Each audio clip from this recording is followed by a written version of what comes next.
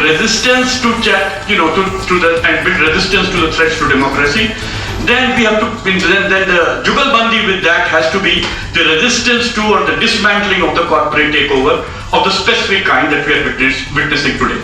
So in other words, the discussion about democracy and defeating BJP can no longer be about defeating BJP electorally, but also defeating it on the cultural, ideological, political, but particularly on the economic front.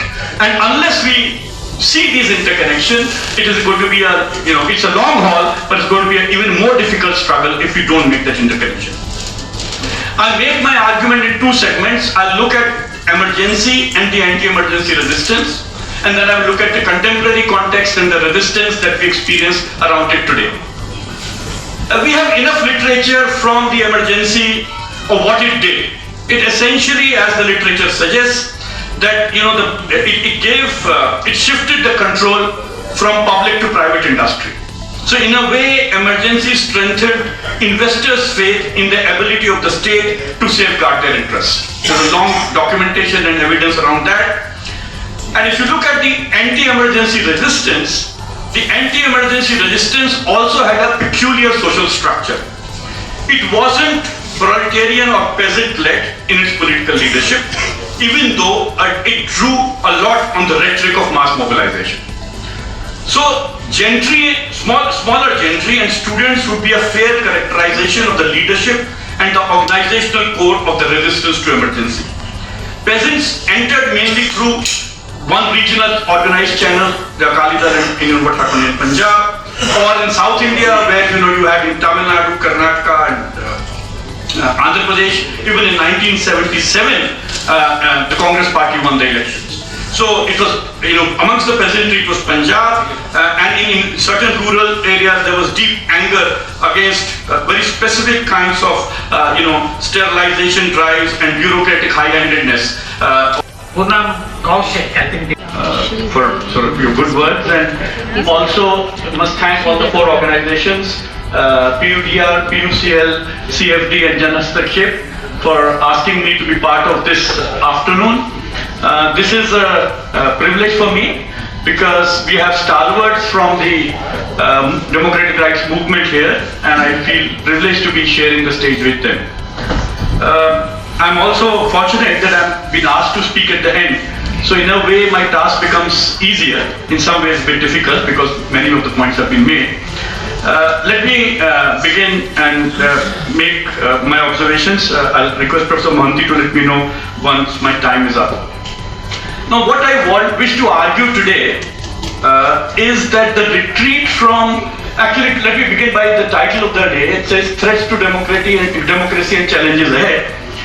For my convenience, I have reinterpreted the title and said Threats to Democracy and Building Resistance, the Political Economy Viewpoint. So I'm going to look at how to build resistance to the threats to democracy that we face, and will make my argument within a political economy framework. That doesn't mean that I'm not sort of, the other points that have been made throughout the afternoon. This is an addition to what has been said, rather than an exclusive point overriding any of the observations that have been made.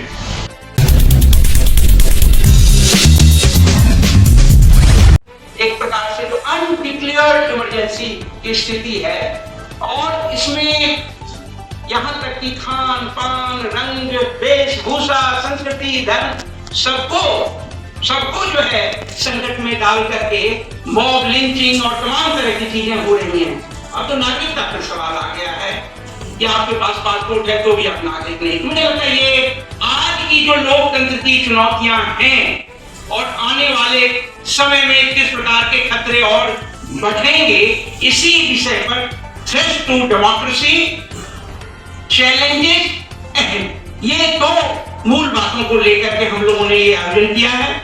हमारा सौभाग्य है कि हमारे बीच ऐसे साथी, senior साथी विद्यमान हैं जिन्होंने उस काल को भी देखा, उस इमरजेंसी को भी देखा और आज भी देख रहे हैं। तो मैं जैसा कि आपसे निवेदन किया था कि प्रोफेसर मोहंती जो department of physical science Delhi विश्वविद्यालय के प्रोफेसर रहे हैं और हमारे भी गुरु रहे हैं, तो वो हमारे बीच हैं और आज की कार्यक्रम की अध्यक्षता करेंगे। साथ ही हमारे बीच ये हमारा सौभाग्य है कि जस्टिस इकबाल अहमद अंसारी साहब हमारे बीच हैं। पटना हाई कोर्ट के चीफ जस्टिस रह चुके हैं। जहां तक मुझे याद है ये 2016 की बात है, वहां वो चीफ जस्टिस थे और तब से वो निरंतर सार्वजनिक जीवन में सक्रिय हैं विभिन्न तरीके से और आज हमारे बीच हैं। हम उनका स्वागत करते हैं। हमारे बीच एनडी पंचोली एक दूसरे से जुड़े हुए हैं। ये इंडिया की फिगर्स हैं कि अपने लोकसभा में 543 एमपीज में से 504 की वेल्थ 1 करोड़ से ज्यादा है। ये किस तरह का रिप्रेजेंटेशन है? इसका मतलब हमारी लोकसभा उन 1% लोगों में से आ रही है जिनके पास इतनी ज्यादा वेल्थ है। बाकी 99% जो लोग हैं उनकी लोकसभा में रिप्रेजेंटेशन नहीं है। आप किसी और तरह की रिप्रेजेंटेशन की बात कर लें, बट ये जो अक्रॉस द वेल्थ डिवाइड जो रिप्रेजेंटेशन है वो पूरी हमारी पावर लॉबी से आज मिसिंग है।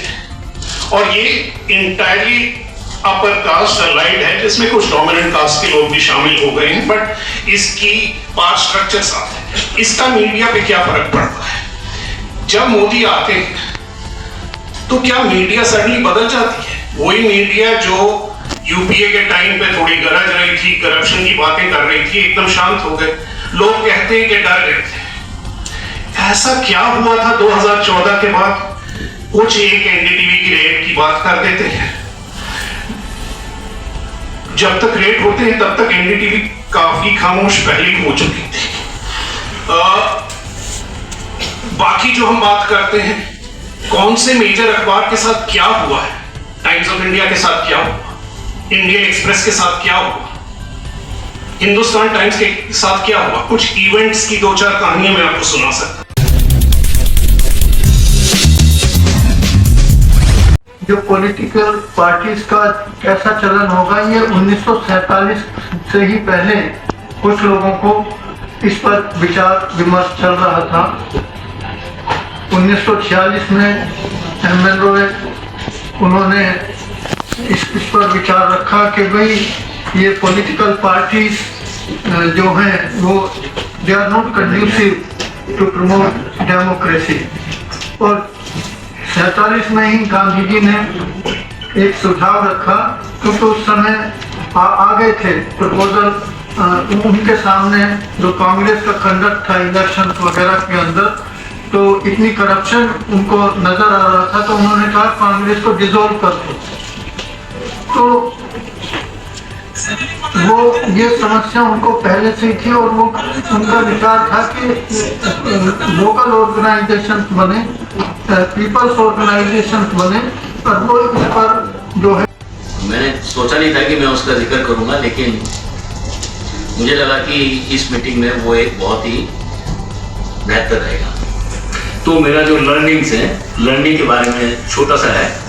Most of the non BJP activist, political leaders and office bearers are completely missing from ground zero.